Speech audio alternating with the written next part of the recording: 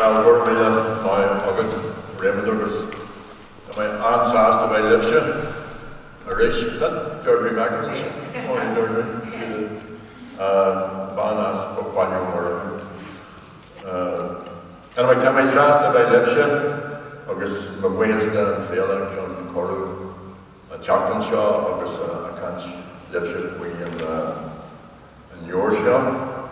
Was Kenny Mayor or Yarna, O'Brien Press, John Moy, August Farder of Timothy O'Grady, Rin Timothy and Revra, August Hogshay Cordia Dumpsa, there'll be big Cork Crick, our escape team. It's the old Richard Macaulay, well, I know about Richard Macaulay, Richard, stand up. So this book is dedicated to Richard Macaulay. I just thought that, I think I deserve a round of applause.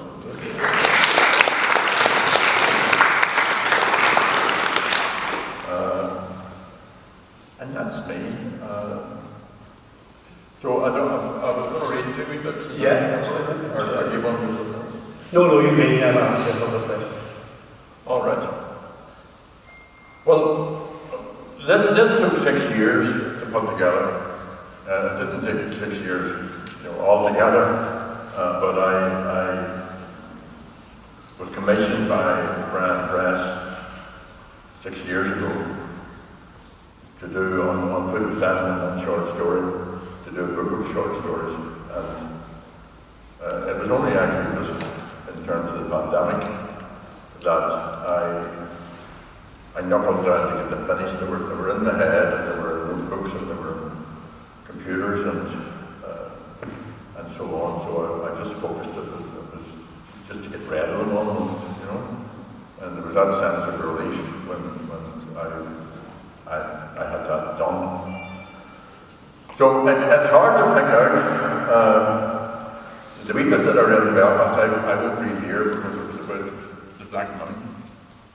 And can you hear me okay?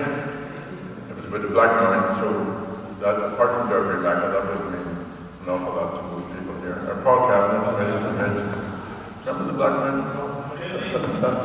But so I decided not to do that.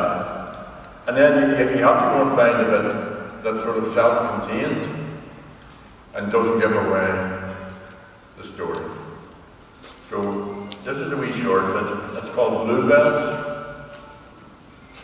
and it's about a woman, and she is in Dublin, and she's in a hotel, and I just read a short page or two. She unpacked her clothes, and then she noticed the wallpaper. She looked closely at it, ran her hands over the circular bouquets of bluebells on the pale pink background. It was like seeing a face in a crowd she couldn't quite place. Then it came to her. The street in West Belfast from her childhood. The room she shared with her little sister, Sarah. Not much money in the house. Bare wooden floorboards before that became fashionable. No oilcloth or carpet in the room, but that same lovely pink wallpaper covered with bluebells just beside their bed. What are bluebells for? Sarah once asked her. They were lying in bed on a bright Saturday morning, no school, no work, a lion. What do you mean, what are they for? Nora asked her. Sarah was studying the bluebell patterns curiously. Nora turned in the bed so that they were almost nose to nose. Taking her sister's little face between her palms, she kissed her gently on the forehead. What do you mean, what are bluebells for, you wawa? Sarah giggled, kicking the bedclothes off them both and tried to escape from Nora's hug. Bluebells are for love, Nora said. Miss Thompson taught us that we shouldn't wait to school. Patrick Kevin wrote it. It's one of my favourite poems. So there you go, you didn't know your big sister knew poetry, did you? And all the while she tried to hug Sarah, and Sarah resisted, kicking, squealing, twisting in the bed and trying to tickle her in retaliation. "Don't you dare call me a wabba," Nora repeated again and again, laughing and squealing, almost as much as her younger sister. The two of them giggled and wrestled like this until their mother shouted up to them to come downstairs for breakfast. On Saturdays that meant a special treat, a fry. Bacon, sausage, fried eggs with fried soda and potato bread, black and white pudding, served with lashings of HB brown sauce. The two sisters eventually came down into the kitchen, still giggling and giddy after their exuberant bout of horseplay. Their mother greeted them with a smile. "I don't know which of you is the biggest child," she laughed. That was more than 30 years ago. The bluebells brought it back to her. Sarah had two wee girls of her own now. Nora was godmother to one of them. That night in the hotel room she had a dream, which woke her with a start. She sat bolt upright in the strange bed. The dream was terrifyingly real, but Nora couldn't remember what it was about. It seemed to disappear as she tried to find it. Only the fear remained. She stretched her hand out beneath the sheet and once again touched the bluebell patterns on the wallpaper. It stood out slightly from the pink background. The bluebells, she recalled vaguely, had been there too, in the dream. Shall I get a joke? That's a wee bit from that story. The next bit is entirely different. And we probably all know somebody like this. In fact, many of us could be somebody like this. But this is again a wee short extract. And it's about two old boys. One was called Beirut, and the other was called the Cube. So, I'll just read this wee bit. Billy, the barman, wiped the top of the bar counter and waited for the Cube to give him his orders. One time he made the mistake of anticipating the Cube's requirements. His offering of 2 pints of Guinness had been summarily dismissed with great scorn by the Cube. "It's nice to be asked," the Cube said, "or to wait to be asked. Who ordered these pints, my good man?" "That's what you always drink," Billy said. The Cube stared at him for a long minute. "You should never anticipate a customer's wishes. I mean, if this was a barber's, you wouldn't just hack away at the customer's hair now, would you? Or if this was a restaurant, you wouldn't just serve up a meal. No, my good man, you would wait to see what nature of her was required, or what the customer wanted to eat. In a good restaurant, you might even give the customer a menu. You might explain the culinary options, or the specials, if there were specials. But not here. Here you don't give the customer any option whatsoever. Here, he declared, warming to his theme, here you don't even give the customer his, or indeed her, place. In this pub, the customer gets no respect. So much for the customer is always right. Such a yarn. What do you mean, Beirut interrupted him. What do you mean? Her place? Who's her? Who's she? They were leaning against the bar. Wee Ruth was on the high stool. He'd been there most of the afternoon. "Why are you staring at me like that, Billy the barman?" challenged the Cube. "I'm trying to get it through to you. You have to treat the customers with respect." So Billy said, "You don't want these 2 pints." "I never said that. I said you should not anticipate the customer's wishes." So after that, Billy, the barman, always waited until he had very precise instructions on how he should proceed. Billy was like that, contrary. But then Sullivan's public house was like that as well. Its clientele seemed to be like that, and to like it that way, although they would never admit it. especially beetroot and the cube. 2 pints of Guinness, please, Billy. Coming, said Billy. That's it, that just gives you a wee insight to these odd people. Shin Shin, poor Margaret.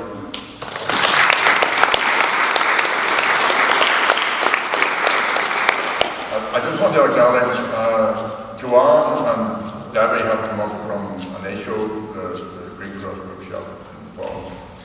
And they're out there selling these, so just to acknowledge them, give it up their son. Can in any sort of life that a person has, they always look back and they would look at their early influences. So in terms of influencing you, in terms of reading in particular, but in writing, are there particular people, either authors or even people in your daily life? But that crossover from that idea of being reading, wanting to be a writer, and then taking the step forward, what was the influences, or was there something in particular made you take that step from being someone, I'm sure most people say, I'd love to write about that, but never did? Well, my love for reading goes back to my Granny Adams, and I spent a good bit as many people of my generation, still to this day. Grandchildren spend a lot of time with their grandparents. So she was a widow. She was working class. She was one of those women who had worked as what they called half-timers or part-timers. So they went to school in the morning and went to the mill, worked in the mill in the afternoon, or alternate days, depending on the regime. And she used to go to the Falls Library. The Falls Library is just beside Sebastopol Street, big Bobby Sands mural on the Falls Road. So I used to accompany her. That got me into reading. You know, it was a very it was Rachel Crompton, just William, Biggles. It was the Beano and the Dandy, and it was all that stuff. And then later it opened up into, Frank O'Connor and O'Brien, Megan McClafferty, a whole range of Irish authors. Then as I'm sure you read an awful lot, and particularly in prison and so on, then you end up taking John Steinbeck and internationally renowned authors. I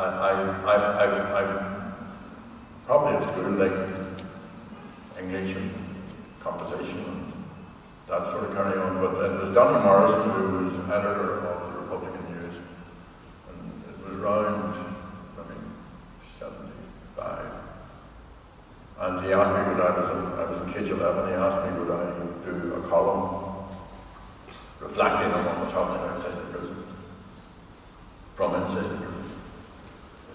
So I started to do that, and then it quickly morphed into writing about the people that I was in prison with. A lot of the times just in a slagging way, messing and crack. And then after all of that, I never thought, I was writing sort of political stuff, and polemics and statements and so on. But one day I was on the Falls Road, the main Falls Road, and there was an epidemic of Brits in the place, and I slipped into the district, which I hadn't been into the depths of the district in some time, and I was very taken by the devastation of demolition and also the conflict.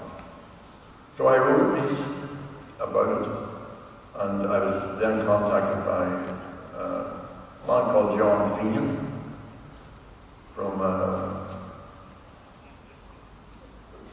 from Cork City.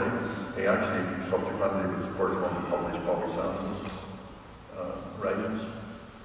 Mercier Press was his publishing house. He contacted me, and a guy called Steve MacDonald, who had founded a small book publishing company called Brandon Press.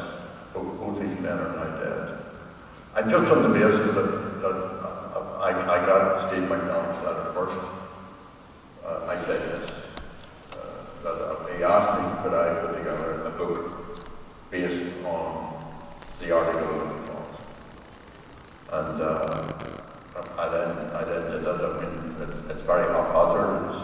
It was a very busy time in our lives. When you're on the gallop, you have a lot of time on your own, so you're in other people's bedrooms, you're in other people's houses, you have time to space. But looking back on it deserved a better book, but it was a product of just doing a wee bit and doing another wee bit and doing another wee bit when I got the chance. And then subsequently, the stories from the Brownie articles in the Republican News, they then became page 11. So that's it's almost an accident. It wasn't. I didn't set out to.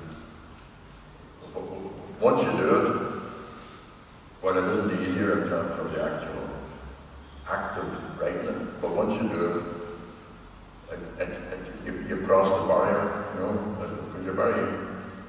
I remember, this is a stupid thing, but I remember arguing that my photograph should be at the base of the book, of a book that a political book that I wrote. But once you get over that sort of, but then, at least psychologically, you're in a place that you know that you can write to whatever quality is for other people to say, and it's just possible that it becomes. In the introduction to the book, you asked Timothy O'Grady to do an OE interview at the Féile in Belfast. And it's obviously someone you have struck up a relationship with through writing. And it's obvious from his introduction and the things that you say in your own introduction that you struck up a relationship where you exchange books, thoughts, and perhaps even critique of each other. And it's very obvious. But I mean, most of the books that most people will know about yourself are political books, and there are books that myself included would have read because you're always feeling perhaps you missed something. There's a way of finding out something that you missed in the past. But when he talks about you in particular about the short stories. I just want to quote a couple of things which he says, particularly about the Black Mountain. He says that these stories are not anthems. They do not intend to convince. They seek to understand, to advocate for understanding. And then he describes them in a sort of an embracing way that your writing is really therapeutic for yourself. And then in your part of the introduction, you asked yourself that question very honestly. Do I write for myself? And you said, not entirely. You write for the reader. And I'm just wondering, in terms of that context, when you, particularly in the short stories, what are you trying to do? What are you trying to achieve? And what are you trying, or hoping that the reader will sense or come away with after reading this particular book? Well, I'll deal with the fiction, but just to preface it, at a time when Sinn Féin was censored, and we were subject to campaign of vilification, and so on, and Steve McDonagh said to me, would you fancy doing a political book just setting out your thoughts? So that was politics of Irish speaking. So that clearly had a purpose. That purpose was to try and reach people who wouldn't get the Sinn Féin message. And any of the rest of them that are political are very clearly, that's the intention. It's to talk to people about whatever I happen to think, or people I'm working with happen to think is a pertinent issue. These ones are different.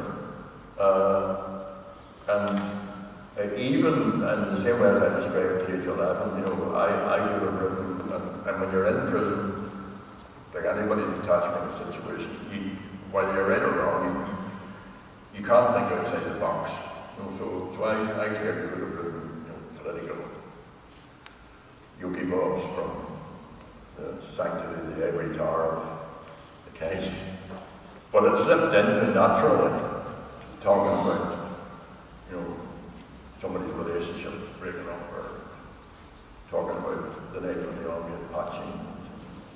The way I said, they all get patching. I really enjoyed the last lap of this, and I enjoyed it. One, because for about 14 or 16 months, or maybe 9 months, I forget which, I didn't travel. And I was actually glad to be home, because I hadn't been home. Like I lived home in these years, but you're away every day and you're away all the time. So, what Timothy brought to me, and I want to recommend to you, is there's a book called I Could Read the Sky. And for me, it's one of the best books that's ever been written. It's written by Timothy, really. It's about accent. And it's really worthwhile getting to read. It's just a lovely piece of writing. So, like any apprentice sort of working to, whether you're an apprentice plumber or joiner, you know, the craftsman will point out, you should have done this, you should have done that. So the little process of Timothy's criticism or his advice or observation, he didn't change the structure of any of these stories, but he would have said in a particular story, you need to get the emotion of so and so. Like that story I just read, you know, you need to get the emotion of Nora and Sarah. You just can't describe they did this, they did that. You have to try and get the reader. So then these characters then start to sort of take on a life of their own. And I have always had a huge respect and admiration, and I can't think of awe, you know, for people who write music, you know, or people who write a play. You know, they can pluck. I remember seeing a girl saying one time he was describing, you know, about writing songs, and somebody was saying your songs are pretty good. He said, the songs are in the air. Because you just grab it as it comes past. He says, like, if I didn't get it, or Funko would get it. So the same with these stories, that sort of, you don't know. There's sometimes when you're writing that, like the last story, I had that in my head, it was written.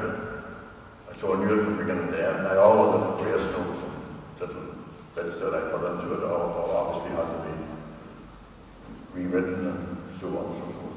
But some of them, they just went off on their own. The characters just came into it. And then the characters just did their sort of own thing. So you end up in this little dream world. And these people take on life, I feel like, and I think that's the magic of it.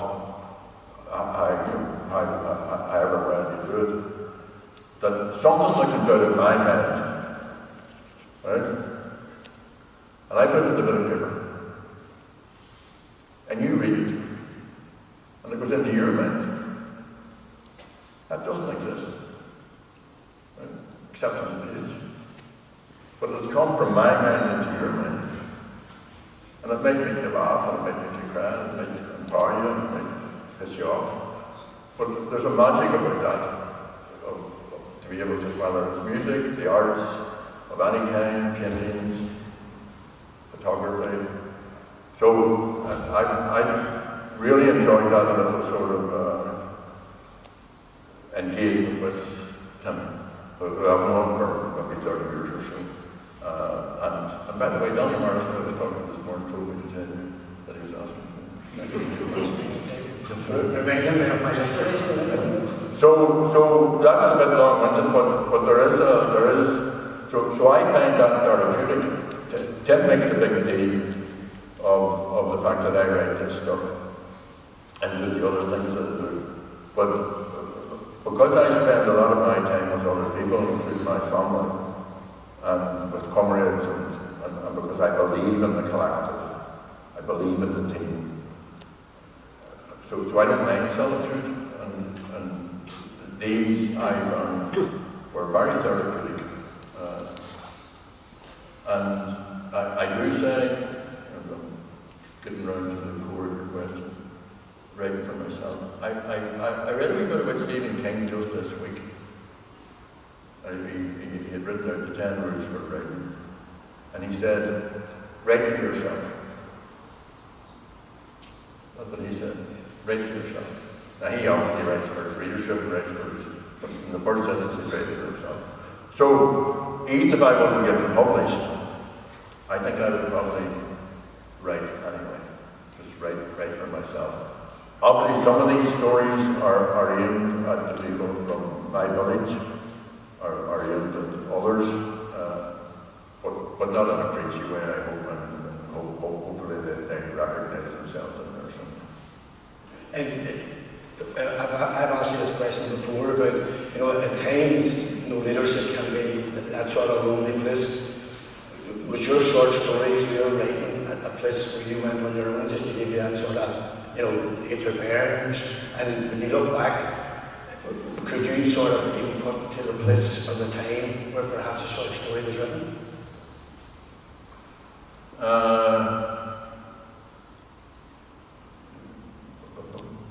Because I've been writing for maybe